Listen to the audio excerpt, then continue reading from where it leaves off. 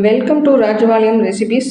இன்றைக்கி குட்டீஸ்க்காக ஒரு கீரை கடையல் தான் பண்ணுறோம். இப்போ அவங்க லீவில் இருக்கும்போது நீங்கள் இந்த மாதிரி செஞ்சு கொடுத்துட்டீங்கன்னா அவங்க பழக்கிட்டேங்கன்னு வச்சுக்கோங்க. அப்புறம் ஸ்கூல் போகும்போது அவங்களே கேட்டுருவாங்க, அம்மா அந்த கீரை கடைஞ்சல் போட்டு எனக்கு ஒரு சாதம் கொடுங்க அப்படின்னு சொல்லிட்டு அவங்களே கேட்டுருவாங்க.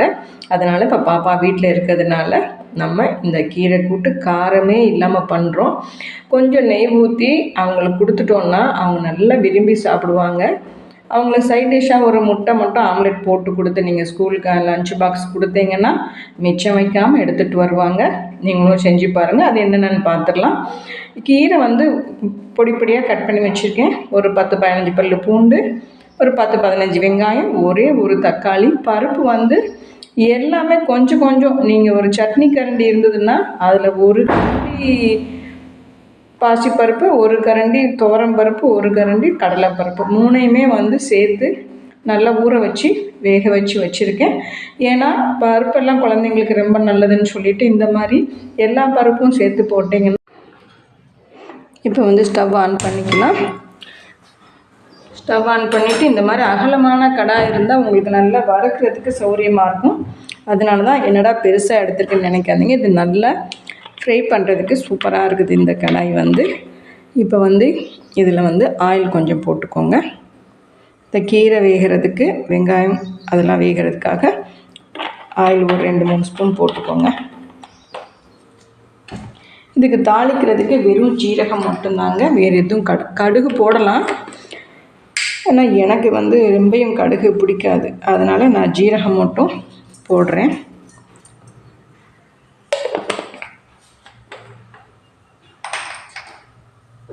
ஜீரகம் பொரிஞ்சதுக்கப்புறம் நம்ம 1 by 1 போட்டு எப்படி பண்ணுறதுன்னு பார்த்துடலாம். இது சுத்தமாக காரம் இருக்காதுங்க. நெய் போட்டு நீங்கள் பெசரி சாப்பிட்டிங்கன்னா அமிர்தமாக இருக்கும். ரொம்ப நல்லா சுவையாக இருக்கும். இது வீட்டில் இருக்க பொருள் தான், வேறு எதுவும் நீங்கள் வெளியே போய் வாங்க தேவையில்லை. ஹோட்டல்லாம் தேங்காய் எல்லாம் அரைச்சி ஊற்றுவாங்க. நம்ம அதெல்லாம் ஒன்றும் இல்லைங்க. இப்போ ஜீரகம் வெந்துருச்சு, பொரிஞ்சிருச்சு. இப்போ பார்த்திங்கன்னா பூண்டு வெங்காயம் எல்லாம் அப்படி போடுறோம்.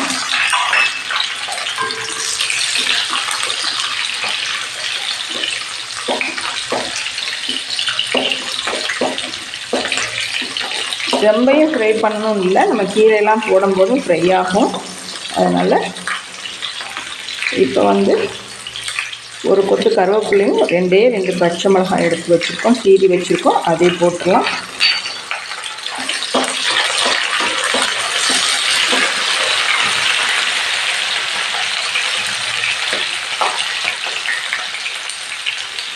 இப்போ கொஞ்சோண்டு உப்பு சேர்த்துக்கலாம்.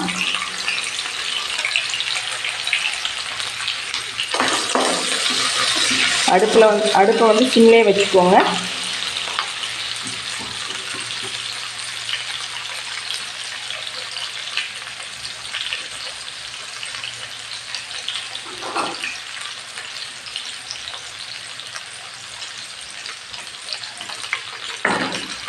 இப்போ பாருங்கள், ஓரளவு நல்லாவே இந்த மாதிரி பெரிய பானாலியில் இருந்ததுன்னு வச்சுக்கோங்க இந்த பாத்திரத்தில்.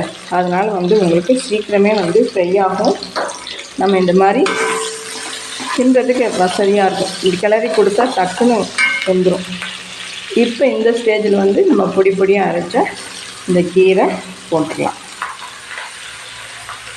கண்டெல்லாம் எடுத்துட்டு நீங்கள் கீரை மட்டும் போடுங்க.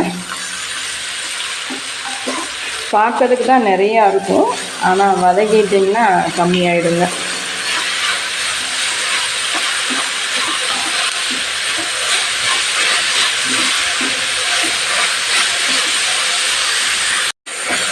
பார்த்தீங்களா, கீரை எவ்வளோ வதங்கிடுச்சு பாருங்கள். வதங்கினோடனே கொஞ்சமாக ஆயிடுச்சு. இதை இன்னும் நல்லா வதக்கிக்கோங்க. இது எந்த ஒரு பொடி காரம் எதுவுமே வேண்டாங்க. இது அவ்வளோ ஒரு ஹெல்திங்க இது.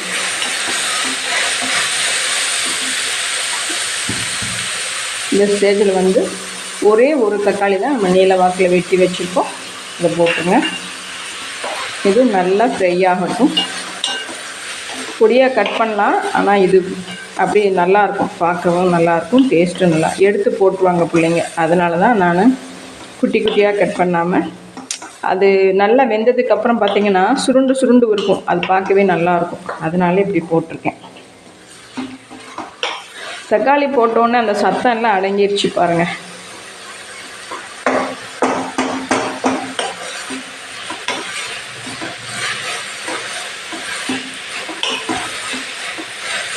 ஒவ்வொரு ஊர்லேயும் ஒரு ஸ்டைலாக செய்வாங்க. ஒவ்வொருத்தங்க இதில் நிறைய மிளகு பொடி போட்டு செய்வாங்க, ஒருத்தங்க நிறைய கரம் மசாலா கூட போட்டு செய்வாங்க. ஆனால் ஹோட்டல்ஸ் எல்லாம் பார்த்திங்கன்னா தேங்காய் ஜீரகம் எல்லாம் அரைச்சி ஊற்றி அது ஒரு டேஸ்ட்டாக இருக்கும். இது நம்ம ஸ்டைல்.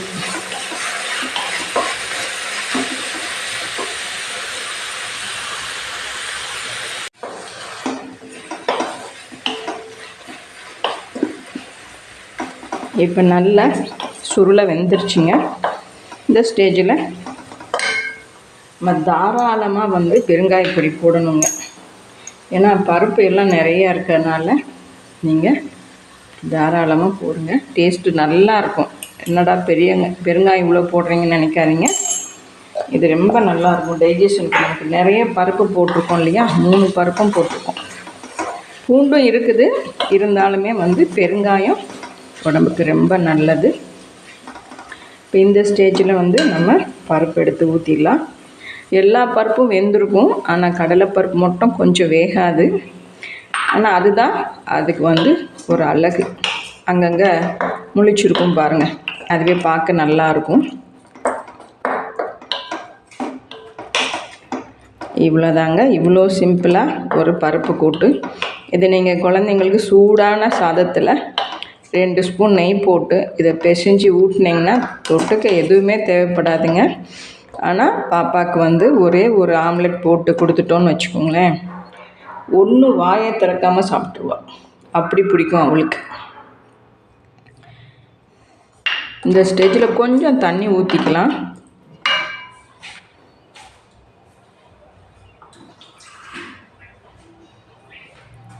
கொஞ்சமாக போதும், ஏன்னா நாங்கள் 3 பேர் தான் இருக்கோம், அதனால் ரொம்பவும் வேண்டாம்.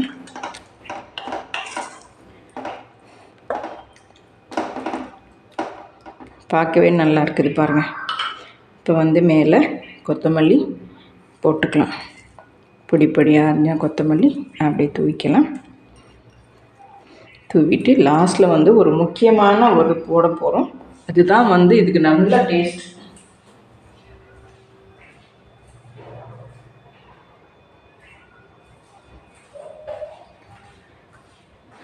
வேறு ஒன்றும் இல்லை, நெய் தாங்க.